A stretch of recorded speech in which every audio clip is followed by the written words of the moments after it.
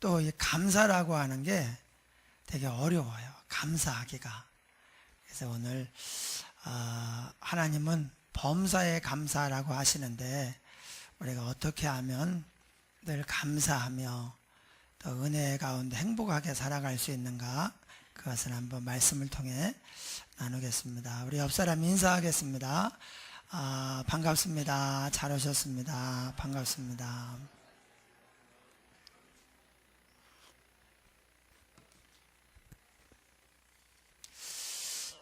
기독교에 명절 4개가 있습니다. 4대 절기가 성탄절, 부활절, 또 맥주절, 또 추수감사절, 이렇게 4대 절기가 있는데 4대 절기 가운데 2개가 감사절입니다. 성탄절, 부활절 말고 맥주감사절, 추수감사절. 우리에게 시사하는 바가 크다고 생각이 됩니다. 나머지 성탄절도 부활절도 이렇게 얘기합니다. 부활절 그러지만 예배할 때는 성탄 감사 예배, 부활 감사 예배 이렇게 합니다. 왜냐하면 예수님이 이 땅에 오신 것도 우리를 구원하시려고 내려오신 거예요. 예수님이 부활하신 것도 죽은 자 가운데서 다시 살아나셨어요. 이것도 우리 부활의 첫 열매가 되시고 또 우리와 함께 하시려고 살아나신 거예요. 부활은 살아나셨다, 여기에 강조점이 있는 게 아니라 살아나셔서 지금 우리와 함께 하신다, 여기에 강조점이 있습니다. 그래서 기독교의 4대 절기는 전부 다 감사예요. 한번 따라합니다. 기독교는 감사의 종교이다. 우리 기독교는 그냥 한마디로 감사의 종교, 이렇게 말해도 과언이 아닙니다. 우리 예수 믿는 사람들은 계속 감사를 입에 달고 살아야 돼요. 근데 반대로 불평을 입에 달고 살고 욕을 입에 달고 살고 이러면 안 되겠죠. 우리가 어떻게 감사하며 살 수 있는가? 우리가 지난주에 예수님의 말씀을 통해서 우리가 하나님 아버지의 자녀된 것에 대해서 감사해야 된다고 그랬습니다. 이방인들은 하나님 아버지가 없어요. 그래서 부모 없는 고아와 같은 거예요. 여러분, 부모 없는 고아, 아무도 돌봐줄 사람이 없고 책임질 사람이 없으면 얼마나 살기가 힘들겠어요. 다른 사람들이 함부로 하죠. 또 먹고 살 일이 막막하고 약하고 그 집안 살림을 어떻게 얘네들이 잘 할 수 있겠습니까? 그래서 부모 없는 고아처럼 하나님을 믿지 않는 사람들은 영적으로 부모 없는 고아보다도 사실은 더 불쌍해요. 왜냐하면 이렇게 살다가 결국은 또 지옥에 가야 되잖아요. 그래서 사실 감사는 그리스도인의 전유물이다, 이렇게 말해도 될 정도예요. 예수 안 믿는 사람이, 저와 여러분 만약에 예수를 안 믿는다고 해보셔요. 그런데 입에 감사가 넘치고 부모 없는 고아인데 먹을 거 입을 거 마실 것을 염려해야 되고 죽은 다음에 뭔가 있기는 있는 것 같은데 뭐가 있는지를 모르는 거예요. 그러다가 세월 금방 가잖아요. 죽으면 지옥에 떨어져서 영원히 고통을 받아야 됩니다. 한순간도 고통스럽지 않은 순간이 없고 행복한 순간이 없이 영원히 울부짖으며 그 고통을 받아야 되는 지옥에 가야 되는데 예수 안 믿는 사람이 뭐가 감사하겠어요? 저는 예수 안 믿는 사람도 감사하는 사람이 있는데 마치 북한에서 어린아이들이 막 굶주리면서도 세뇌를 받아가지고 수령님께 감사하고 다 감사하고 장군님께 감사하고 행복합니다. 그런 모습이 언뜻 떠올라요. 우리는 원래 우리도 부모가 없었는데 하나님께서 우리를 찾아오셔서 구원하시고 내가 너를 낳았다. 나는 너의 아버지다. 그러니 앞으로 너의 삶과 또 미래에 대해서 걱정하지 마라. 아무것도 염려하지 말고 오직 모든 일에 기도와 간구로 너희 구할 것을 감사함으로 하나님께 아뢰라. 그러니까 우리가 감사할 수 있는 기본이 뭐냐? 하나님의 자녀가 되었다는 거예요. 예, 그게 우리는 감사해야 됩니다. 하나님의 자녀가 된 것에 대해서 우리가 감사할 때 하나님의 자녀의 축복을 누리게 됩니다. 하나님이 범사에 감사하라, 항상 기뻐하라 이렇게 말씀하셨는데 범사에 막 불평을 하고 슬퍼하고 외로워하고 힘들어하면은 하나님의 그 자녀된 축복을 누릴 수가 없어요.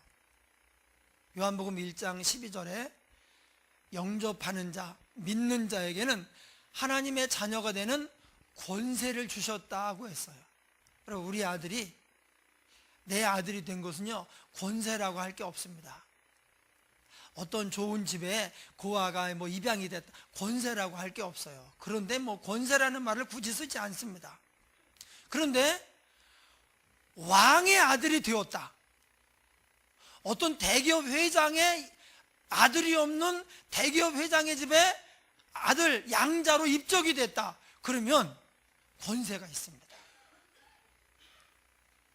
줄리어스 시저, 로마의 초대 황제인 줄리어스 시저가 아들이 없고 딸만 있었어요. 그래서 아들을 양자를 드렸는데 그게 옥타비아누스예요. 이 옥타비아누스가 예수님하고 관계가 있습니다. 요셉과 마리아가 이제 결혼해서 임신을 해가지고 이제 만삭이 됐을 때 가이사 아구스도가 영을 내려 천하로 다 호적하라. 그래서 호적하려고 베들레헴에 가잖아요. 그 가이사 아구스도가 시저 아우구스투스 옥타비아누스, 그러니까 줄리어스 시저의 양아들로 입적이 된 옥타비아누스가 2대 황제가 된 거예요. 많은 어려움들이 있었지만 그래서 이제 로마의 천년 왕국 로마의 기초를 놓는 그런 아주 능력 있는 왕으로 이렇게 황제가 되어서 했는데, 그 정도 될 때 황제의 아들이 되었다, 이 정도 될 때에 권세가 주어지는 거예요. 그런데 우리는 황제보다도 더 높으신 하나님의 자녀가 되었어요. 우리에게 사실 큰 권세가 있습니다. 역사의 주인이요 우주 만물의 주인이신 하나님을 우리가 가서 아버지 이렇게 부르서 아빠 이렇게 부르고요, 언제든지 들어갈 수 있는 것을 왕이나 대통령이나 마음대로 못 가거든요, 그 앞에. 그런데 우리는 하나님이 우리 아버지이기 때문에 밤 2시에도 하나님 그러면요 왜 그러냐 그러셔요. 야, 너무 한밤중에는 좀 삼가라 그러지 않으셔요. 그래서 하나님이 우리에게 아버지라 부르라고 하셨고, 또 자녀에 필요한 것은 아버지가 책임을 지는 것입니다. 그래서 우리가 필요한 것을 구하도록 기도해라. 이게 뭐예요? 살다 보면 필요한 게 많은데 그런 것을 혼자 고민하지 말고 염려하지 말고 나한테 기도해라. 나한테 이 모든 게 넘치도록 있으니까 나한테 기도하고 맡겨라. 누가 괴롭혀요? 힘들게 해요? 마찬가지입니다. 내가 싸우면 어쨌든 내가 이빨을 10대를 부러뜨려도 나는 하나 부러졌어요. 그럼 나 잘한 겁니까? 난 이번에 정말 잘했어. 아니에요. 안 부러지는 게 잘한 거예요. 하나님이 쓱 만져주시면요 큰일 납니다. 우리는 누가 우리를 괴롭혀도 하나님 누가 괴롭히네요, 힘듭니다, 어떻게 좀 해주세요. 삶의 문제도 어려운 일도 필요한 것도 하나님께 기도하면 되는 거예요. 여러분 믿으시기 바랍니다. 요즘 다니엘 기도회 하고 있는데 하나님께 기도해서 응답받은 많은 간증들을 들으면서 정말 하나님은 살아계시고 우리를 사랑하신다, 우리의 기도를 들으시고 응답하신다는 것을 다시 한번 느끼게 됩니다. 여러분, 기도해서 응답받는 이게 자녀한테만 해당되는 얘기입니다. 제가 예전에 말씀드리지 않았습니까? 제가 초등학교, 중학교 다닐 때 공부를 그래도 이제 시골이니까 좀 잘했어요. 거기서는 비교적 잘했는데, 그런데 우리 집은 좀 가난하고 친구는 공부를 못하는데 잘 살아요. 근데 세상에 등록금이 나오는데 친구는 공부도 못하는데 등록금을 딱 내줘요. 나는 공부도 잘하는데 아저씨 제 등록금 나왔거든요. 그러면 얘가 미쳤나 아마 그랬을 거예요. 그러니까 공부를 잘한다, 착하다, 교회를 잘 다닌다, 아무 소용이 없어요. 자녀냐 아니냐예요. 전능하신 하나님 아버지께서 우리가 예수 이름으로 낳은 당신의 자녀이기 때문에 우리가 기도하면 들어주시고 우리의 문제를 해결해 주시려고 찾아오시고 우리가 뭔가를 맡기면 역사를 하시는 것입니다. 할렐루야. 이것은 마치 줄리어스 시저에게 양자로 입적된 옥타비아누스가 그냥 보통의 청소년이었는데, 그런데 줄리어스 시저에게 양자로 입적이 되는 순간부터 황제의 양아들이 되고 로마의 상속자가 되는 거예요. 권세를 얻은 거죠. 아무도 이제 그 사람 앞에 꼼짝을 못하는 거예요. 이 옥타비아누스는 완벽주의자, 성격이 굉장히 무서운 사람이에요. 약점이 하나도 없는 사람, 그렇게 하려고 했던 사람이에요. 그래서 이 권세를 얻은 것처럼 우리도 하나님의 자녀가 되는 권세를 얻었어요. 이걸 아무나 쓰는 게 아닙니다. 감사가 필요해요. 내가 하나님의 아들이 되었구나, 내가 하나님의 딸이 되었구나, 이 은혜를 기억하고 감사하는 사람은 기도하게 되고 문제가 있으면 맡기게 되고 하나님을 체험하게 돼요. 근데 그거에 감사가 안 되는 사람은 잘 안 믿어진다는 얘기예요. 안 믿어지니까 감사가 안 되는 거예요. 믿어야 바라는 것들이 실상이 돼요. 믿어야 계획한 대로 이루어지고 보이지 않는 것들이 실제가 됩니다. 그런데 감사가 없다는 것은 그게 잘 안 믿어진다는 얘기예요. 그러니까 안 믿는데 그것도 안 믿는 것도 믿음이거든요. 그러니까 그 믿음대로 되니까 하나님이 하나님께 기도도 안 하고, 그러니까 뭐 응답할 것도 없죠. 기도도 안 하니까. 그래서 너무 삶이 힘들고 고달픈 거예요. 그래서 여러분, 감사할 때 자녀의 권세를 누릴 수 있고 감사가 넘치는 사람이 행복합니다. 여러분, 불평이 많은 사람이 행복하겠습니까? 감사가 넘치는 사람이 행복하겠습니까? 감사가 넘치는 사람이 행복한 거예요. 하나님의 소원은 자녀가 행복하게 잘 사는 거예요. 그래서 우리에게 주신 자녀의 권세를 우리가 감사함으로 누려야 됩니다. 기도도 감사함으로 해야 돼요. 하나님이 내 아버지가 되셔서 내가 기도할 수 있구나. 감사해야 돼요. 그래서 아무것도 염려하지 말고 오직 모든 일에 기도와 간구로 너희 구할 것을 감사함으로 하나님께 아뢰라. 그래서 우리의 삶에는 우리의 전 삶의 영역에 감사가 넘쳐야 돼요. 그래서 범사에 감사하라, 그렇게 말씀하셨어요. 기독교는 감사의 종교이고 범사에 감사해야 됩니다. 하나님 우리 아버지이기 때문에 감사해야 됩니다. 그런데 감사가 잘 안 돼요. 그래서 감사함으로 누리는 은혜와 축복을 우리가 제대로 누리지 못하고 그냥 때로는 약하게, 어떤 때는 마음이 속상하고 고통스럽게 이렇게 살아갑니다. 어떻게 해야 되는가? 오늘 본문에 몇 가지 답이 있습니다. 10명의 나병 환자가 있었습니다. 당시나 지금이나 나병에 걸리면, 문둥병에 걸리면 일단 그 동네에서 추방이 되게 돼 있어요. 예, 우리는 그냥 병이지만 이스라엘은 이게 성경에, 율법에 저주받은 병이라, 하나님께 저주받은 병이라고 해서 이것은 그냥 추방이 되고 교회도 나올 수가 없습니다. 이 수지 쪽에 가면은 영광교회라고 해서 있는데, 이 교회가 지금은 이제 일반인도 있지만 옛날에는 나병 환자들만 다니는 교회였어요. 지금 이제 그 나병 환자들도 있고 나은 사람들이죠. 그리고 이제 그분의 자녀들, 손주들 있고 또 이제 다른 사람들도 와서 이렇게 교회가 이루어져 있지만, 예전에는 오로지 나병 환자들만 다니는 교회였어요. 지금은요, 나병 환자들 교회를 다녀요. 여러분, 나병이 들어서 동네에서 쫓겨났는데 하나님도 믿을 수 없다고 하면 얼마나 마음이 아프겠어요. 예, 구약시대 예수님 당시에 문둥병은 교회도 갈 수가 없었어요. 하나님께 저주받은 사람, 그래서 동네도 못 가고 가족들도 못 만나고 고향도 못 들어가고 교회도 못 가고, 얼마나 불쌍해요.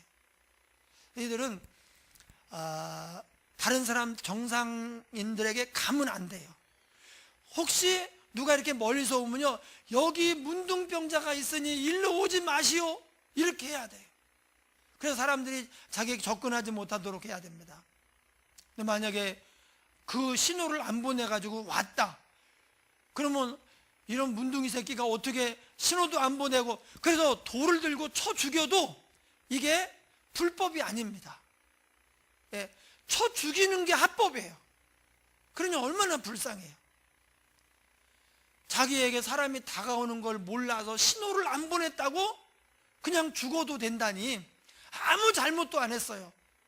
그 정도로 사회적으로 약자이고 소외된 사람이고 불쌍한 사람인데, 이들이 어디 사느냐, 이스라엘 지도가 위에 갈릴리, 중간에 사마리아, 그 다음에 아래 유다, 이렇게 돼 있는데 세 개의 도로 돼 있어요. 그런데 이 갈릴리에도 못 살아요. 사마리아에도 못 삽니다. 그래서 이 사이에 삽니다. 사이에 임시 거처를 마련하고, 그냥 마을이라고 할 수는 없지만 그런 이제 이들이 모여 사는 그런 동네가 이 사이에 있는 거예요. 어느 날 예수님이 갈릴리와 사마리아 사이로 지나가시다가, 문둥병자들은 자기가 예수님을 찾아갈 수 없습니다. 그래서 예수님이 찾아온 것입니다. 사실 저와 여러분도 비슷했습니다. 우리는 하나님이 계신 것도 모르고 어떻게 구원받는 건지도 몰랐어요. 막연히 죽은 다음에 이렇게 소멸되지 않는다, 뭔가 죽은 다음에 뭐가 있을 것 같다, 근데 뭐 그것도 자세히 몰라요. 근데 뭐 염라대왕이 뭐 있다고 하기도 하고, 무슨 뭐 이렇게 뭐 여러 가지 뭐 극락이 있다고 하고 이렇게 얘기하지만 정확히는 몰라요. 그리고 어떻게 가는지도 모르고 그렇게 하고 있는데, 그러니까 우리는 하나님께 찾아갈 수 있는 방법이 없었습니다. 찾아가게 돼 있지가 않았어요. 왜? 하나님 거루가 우린 죄인이니까 가면 심판을 받아 죽는 거예요. 원래 죽어 있어서 아무것도 모르는 데다가 하나님에 대한 감각이 없어요. 문둥병이 뭡니까? 감각이 없는 병이에요. 그런 우리를 하나님이 찾아오셔서 그 병을 고쳐주시고, 너는 내 아들이다, 내 딸이다, 내가 너를 낳았어, 이제부터 내가 너의 아버지야, 나와 함께 살다가 천국에 가자. 그렇게 해서 그 주님의 콜링에, 주님의 초청에 반응을 해서 내 주님 감사합니다, 그리고 따라 나서는 게 이게 믿음 생활이에요. 예, 우리가 감사해야 됩니다. 주님이 찾아오셨어요. 그래서 예수님 걸 보고 예수 선생님이여 우리를 불쌍히 여기소서. 사실 불쌍하죠. 문둥병자니까 불쌍합니다. 우리를 불쌍히 여기소서. 이것도 마찬가지입니다. 우리가 얼마나 불쌍한 사람인지 모르면 감사할 수 없습니다. 안 도와주셔도, 그렇게 안 하셔도 뭐 저 괜찮게 살았어요, 제 힘으로 뭐 저 웬만큼 해요, 괜한 일 하셨네, 뭐 이렇게 생각하는 사람은 감사하겠습니까? 그런데 나처럼 불쌍한 사람을 예수님이 이렇게 찾아오셔서 구원하셨구나, 그것을 깨달을 때 우리 속에서 나도 모르는 사이에 감사가 우러나오게 되는 거거든요. 여러분, 우리가 주님 앞에 나올 때마다 주님, 나를 불쌍히 여기소서, 그런 마음을 가져야 돼요. 예수님은 나를 불쌍히 여겨달라고 하는 세리의 기도를 들으시고 의롭다 하셨어요. 자기가 불쌍한 줄 모르던 바리새인, 내가 이렇게 잘 살았고 이렇게 여러 가지 많은 일을 하고 내가 이렇게 훌륭합니다, 자기 도취에 빠졌던 바리새인은요, 의롭다함을 받지 못했어요. 주님이 불쌍히 여기지 않고 그냥 내버려 뒀습니다. 우리가 주님 앞에 나올 때마다 주님 불쌍히 여기소서, 저는 은혜 받아야 삽니다, 이런 마음을 가져야 돼요. 예수님이 그 얘기를 들으시더니 그냥 바로 이야기합니다. 가서 제사장들에게 너희 몸을 보이라. 당시의 제사장은 문둥병이 걸렸는지를 진단해서 확정 판결하는 그런 어떤 그 의사 역할을 했어요. 예. 병이 나도 제사장이, 부정해줘도 제사장이 갔거든요. 또 병이 나았어요. 그러면 병이 나았다고 확정 판결을 내서 이제 나았으니 집으로 가도 된다, 제사장이 그런 것을 이제 허가증을 써주는 그런 사람이에요. 가서 제사장에게 너희 몸을 보이라. 그 가면 낫는다는 거예요. 그래서 가다가 이 10명의 문둥병자가 전부 다 나았어요. 할렐루야. 예. 이게 내일이 아니니까 그냥 뭐 그런가 보다 하고, 원래 이제 다니엘 기도에 보니까 요 대목에서 막 박수 치더라고. 이렇게 해서 가다가 나음을 받았어요. 그러니까 막 박수를 쳐요. 우리는 나는 문둥병자도 아니었고 불쌍하지도 않았으니까. 네. 여러분, 그 입장에 한번 서보세요. 그 문둥병자의 입장에서 얼마나 좋았을까. 그래서 아마 다 감사했을 거예요.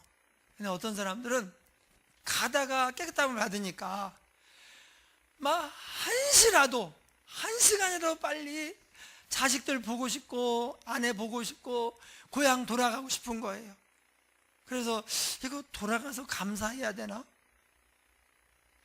아니면 그냥 가야 되나 고민을 하다가 9명은요 그냥 갔어요. 그 중에 한 사람, 그러니까 이제 예수님이 여기 사마리아와 갈릴리 사이잖아요. 9명이 이제 유대인이고 1명이 사마리아인이에요. 나중에 뒤에 그걸 보니까 1명이 사마리아인인 거 알 수 있어요.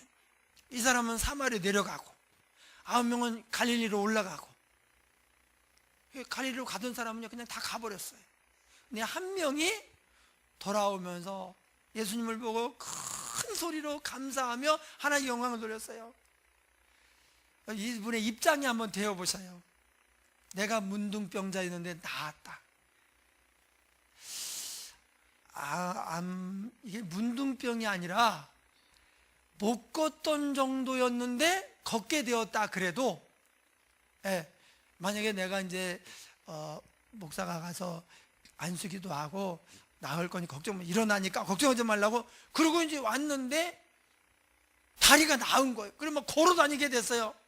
그러면 아마 뛰어오면서 목사님 그러면서 아마 제가요 걷게 되어서요 지금 아무렇지도 않아요, 기적이 일어났어요, 그러면서 아마 큰 소리를 지르며 아마 달려올 거예요.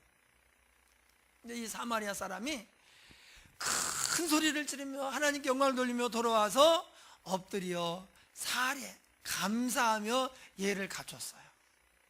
여러분, 오늘 본문은 예수님이 문둥병자도 낫게 하시는구나, 그것을 말하는 게 아닙니다.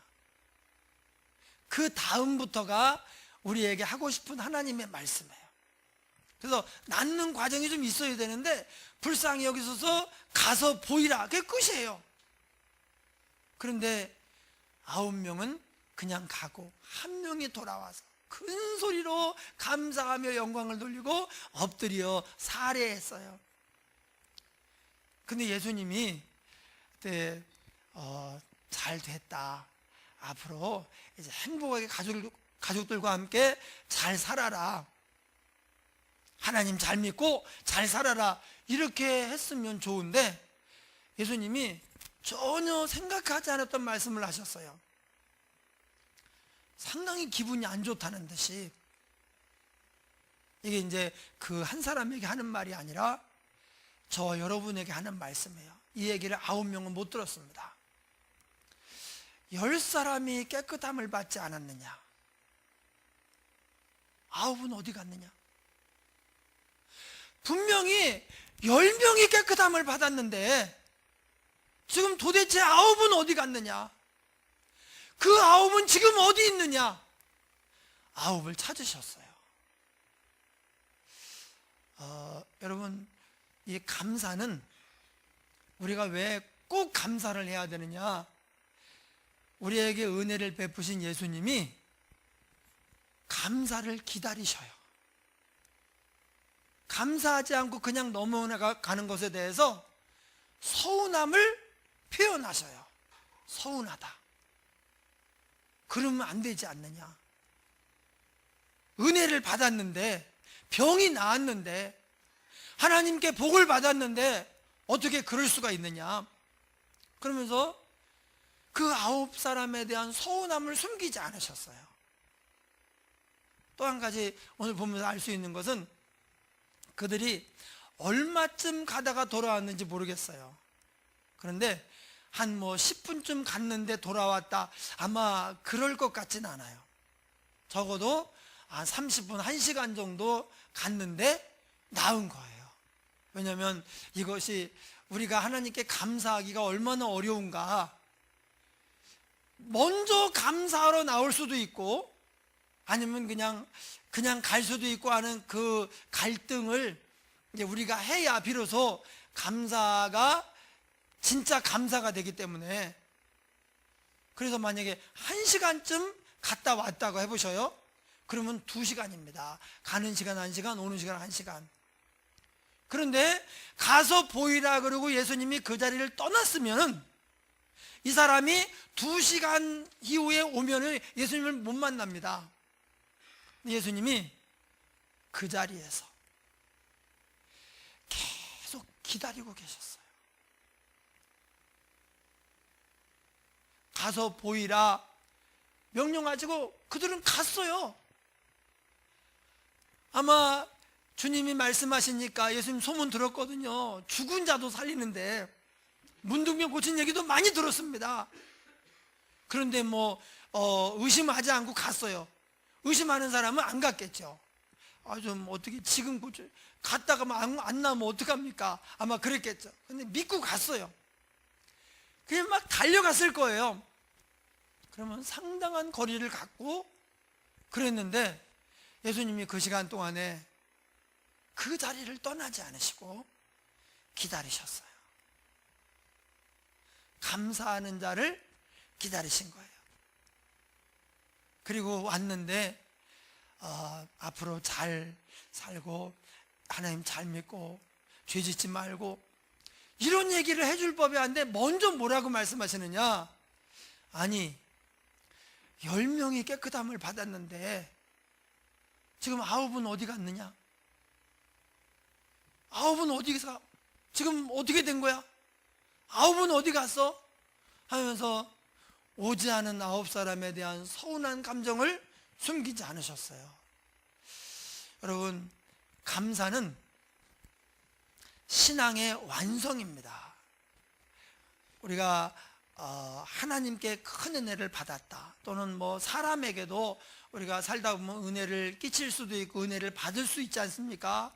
내가 어떤 고마운 일을 받게 되었다, 그랬을 때 그 일이 그 사람을 그 다음에 만났을 때 입 싹 씻으면, 그러면 뭔가 일을 하다가 만 것처럼 완성이 안 돼요. 이 관계가 뭔가 깔끔하게 마무리가 되고 완성이 돼야 되는데, 내가 정말 큰 은혜를 입었습니다. 그런데 그 사람을 만났는데 감사를 안 하고 입 싹 씻고 그냥 아무렇지도 않게 다른 일을 그냥 했어요. 그러면 뭔가 이 두 사람과의 관계에 문제가 생기기 시작합니다.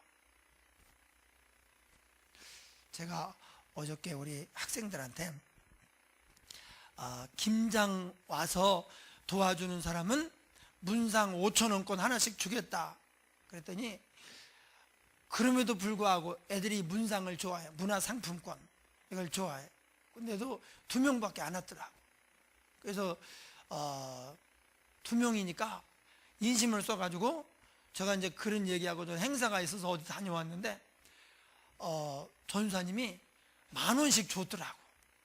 오늘 만나니까 받았냐 그랬더니 받았다고, 목사님 감사하다고.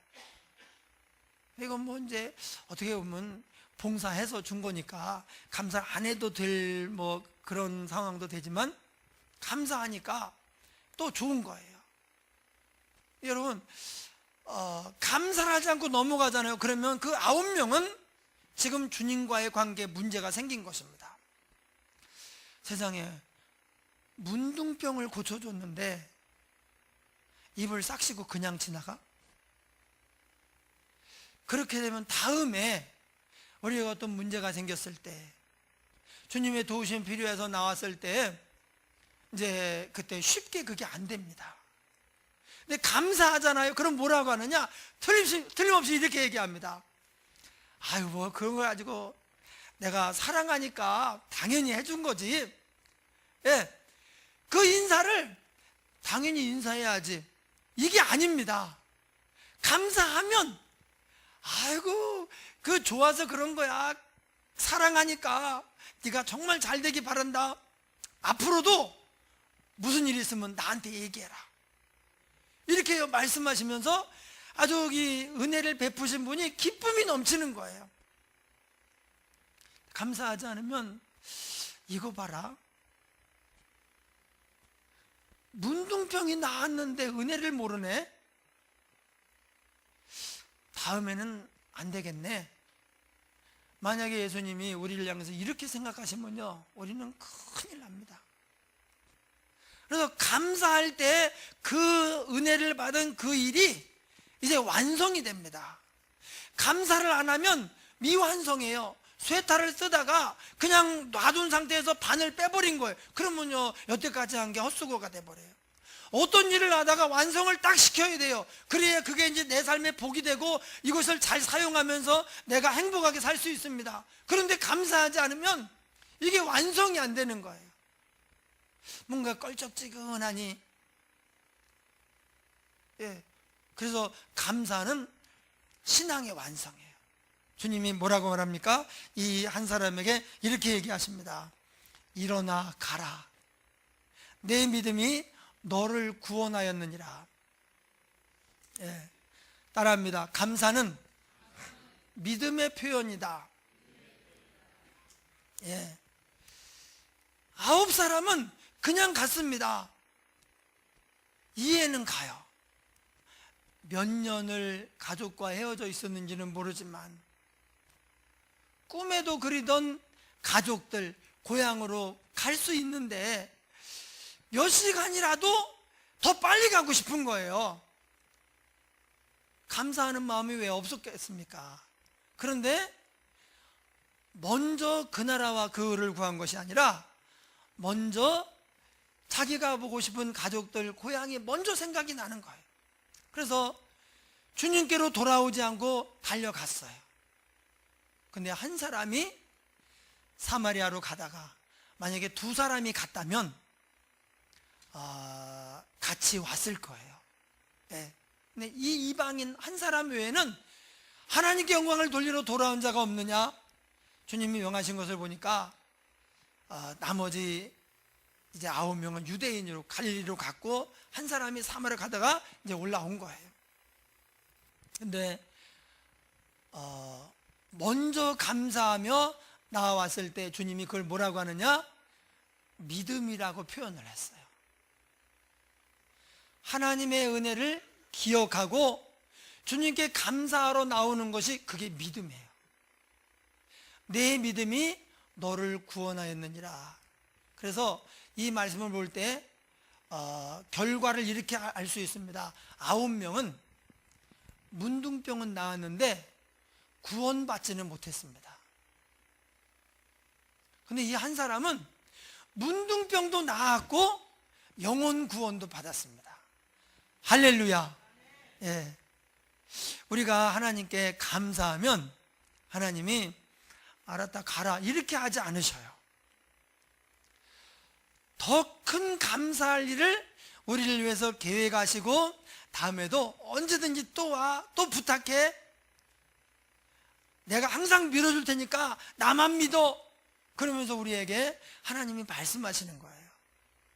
여러분, 구약에 절기를 지키라고 얘기하실 때마다 거기에 항상 나오는 그 반복되는 단어가 있는데 그게 기억하라입니다. 기억하라. 예, 유월절을 지키라고 말씀하시면서 너희가 애굽에서 종살이 하던 때를 기억해라. 종살이 하고 있는데 하나님이 그 심판하시면서 장자를 다 죽여요. 그러면서 어린 양을 잡아서 그 피를 문에 바른 집, 그 집은 죽음의 사자가 유월, 패스오버 넘어갔다는 거예요. 집집마다 다 들어가서 이 죽음의 사자가 장자를 다 죽이는 그 살육의 현장에서, 공포의 현장에서 문에 피를 바른 집 그 안에 있는 사람만 고스란히 보호를 받았어요. 그래서 그 어린 양을 잡아서 피를 바르고 그 어린 양의 고기를 먹으면서 그 안에서 숨죽이며 지내던 날을 이제 유월절이라고 말합니다. 너희가 이것을 기억하면서 유월절을 지켜라. 근데 유월절을 지키라고 말씀하시면서 너희가 애굽에서 종살이하던 때를 기억해라. 주님의 은혜로 우리가 죄의 종로로 타고 세상에 매여 지내고 헛되게 살던 우리가 주님의 은혜로 이렇게 하나님의 자녀가 되고 죄와 사망의 법에서 해방이 된 거예요. 그러니까 우리가 어떻게 하면 감사절을 잘 지킬 수 있느냐? 하나님의 은혜를 자꾸 기억을 해야 됩니다. 사실 사람은 이 망각의 동물이에요. 자꾸 잊어버려요. 큰 은혜를 받아도 몇 주 지나잖아요. 몇 달 지나면 다 잊어버립니다. 하나님께 영혼 구원을 받아서요, 천국을 선물로 받고 하나님이 나한테 아빠라 그래, 그리고 모든 필요하면 얘기해. 그래도요, 그거 몇 년 지나잖아요. 그러면 까맣게 잊어버려요. 이렇게 말하는 거예요. 처음 사랑, 그게 있었는지도 기억이 안 나. 그래서 어떻게 해야 되냐? 기억을 해야 됩니다. 하나님의 은혜를 자꾸 기억을 해야 돼요. 그래서 이 하나님에 대한 감사가 무뎌지면 안 돼요. 말라버리면 안 됩니다. 감사가 말라버리면 신앙에 문제가 생깁니다. 하나님의 은혜를 자꾸 기억을 하고 감사하고 할 때 이 감사라고 하는 게 속에서 우러나와야 되거든요. 지난주에 그 본죽 대표 최복희 권사님이, 최복이에요. 최복희 권사님이 이제 간증을 하는데 참 고생을 많이 했더라고요. 근데 이분이 그 어머니가, 이 권사님의 어머니가 그냥 막 늘 저주하고 욕하고 부정적인 말을 하고 막 세상을 이렇게 하면서 그렇게 살던 분이에요. 그러니까 이 권사님도 그걸 본받아 가지고 그 막 욕을 달고 살고 막 저주하고 부정적인 말을 많이 했던 거예요. 근데 그 어머니는 이제 청량에서 아주 잘 사는 집이었는데 본처예요. 그래서 7 자녀를 낳았고 후처가 들어와서 6또 남매를 낳아가지고 13명이에요. 자식이. 그 집안이.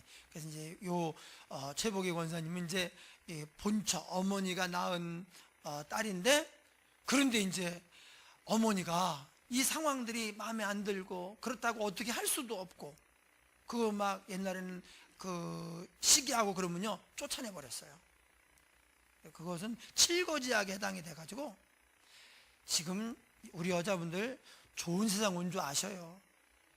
옛날에 그냥 이렇게 해가지고 시기하고 그러면은 시기한다고 쫓아내버리고 책임도 안 져요. 그리고 이제 올려버리는 거예요. 그리고 또 후처 없고 완전 남자들의 세상. 그런데 그 어머니가 얼마나 막 속에 쌓인 게 많겠어요. 그냥 저주하고 욕하고 불평하고 그 영향을 받아가지고 그렇게 살았는데, 이제 시련을 겪고 고생을 하면서 하나님 말씀에 매이기 시작하면서 내가 하나님께 복을 받으려면 어떻게 해야 되는가.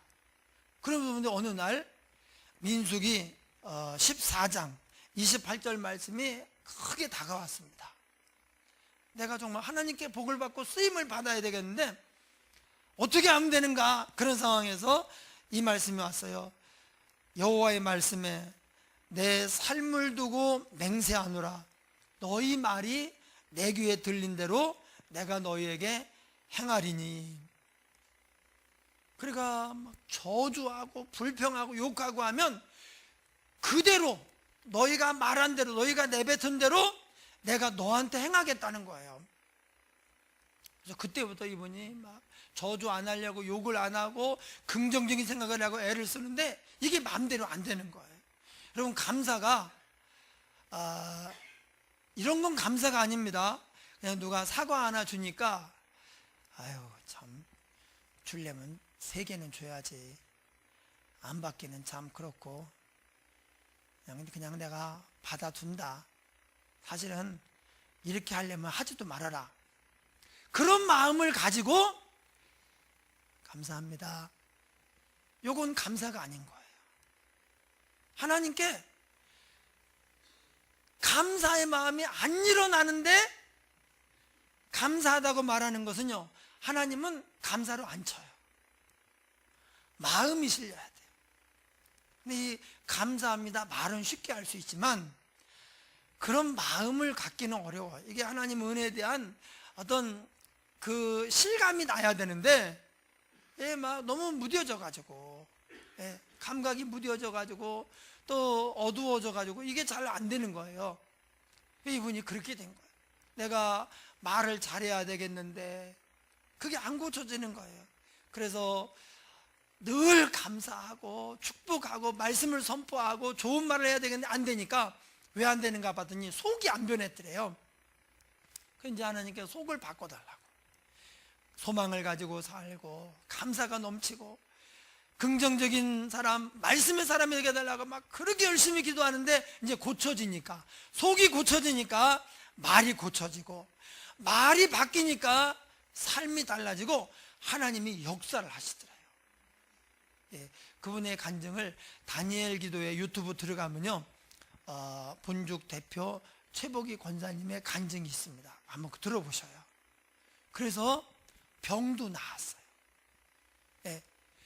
사업을 시작하게 되고 하나님이, 지금 우리나라 체인점 중에서 체인점이 수도 없이 많습니다. 우리는 넘버원이 본죽이래요. 1800개 정도 체인점이 있대요. 지금 세계적으로도 막 뻗어나가고 있습니다. 놀라운 것은 이분이 돈을 벌어가지고 그 돈을 자기를 위해서 안 써요. 그 어마어마한 수익을 구제하는 일, 하나님의 사랑을 전하는 일에, 그리고 선교하는 일에 막 전체를 다 쓰고 있어요. 그러니까 본 월드, 본 사랑. 그래서 구제하고 섬기는 일에 본 사랑. 이제 그 재단을 만들어서 그 수익을 가지고 하는 거예요. 또 본 월드 해가지고 이제 세계적으로 선교하는 일에 또 이걸 하는 거예요. 예. 정말 큰 일을 하고 있어요. 왜 그럽니까? 내가 죽을 수밖에 없는데, 그야말로 이게 좀 이제 그냥 쉽게 말하면 그분이 안 들을 거니까 쉽게 말하면 미쳤었어요.